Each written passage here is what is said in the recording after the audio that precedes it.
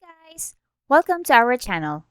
In today's video, I will show you how to refund money in iTunes.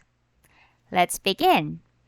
So, what if for some reason you had some concerns with your purchased items? May it be music or songs or maybe podcast or maybe movies. It's not meeting based on what's on contract or or based on expectations and what they have advertised, and you feel like it's not fair for you to be billed as such, then yes, you could definitely request a refund for iTunes.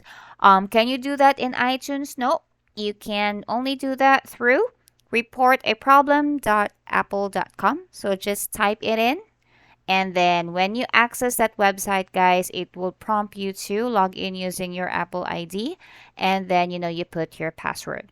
Once that's done, Apple will send like an authentication. So you just need to click or hit on allow once that window would pop up in your phone.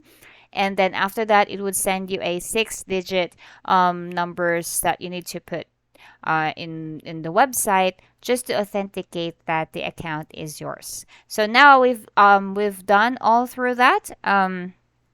I just need to show you.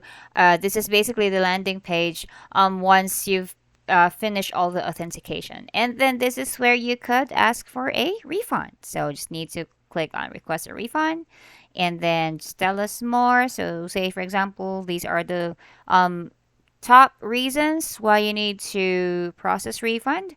So in this case, so the one that I explained to you earlier, so there, my purchase does not work as expected. So that's the example that I gave you.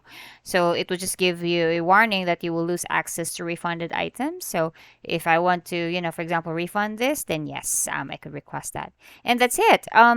If you need more videos about iTunes, you could always subscribe to our channel. Thanks for watching. Goodbye.